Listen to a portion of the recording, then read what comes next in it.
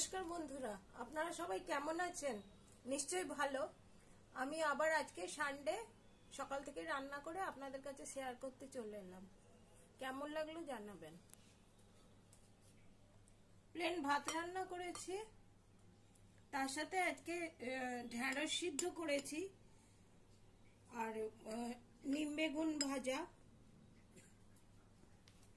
পটল আলুর তরকারি।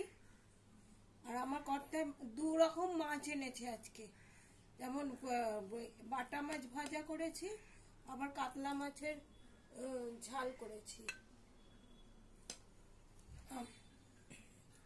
কলমি শাক ভাজা করেছি, পটল ভাজা করেছি, আর কাঁচা আমের ডাল করেছি।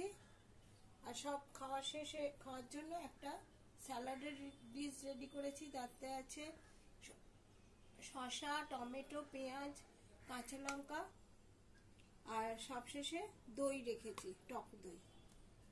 কেমন লাগলো জানাবেন। নমস্কার।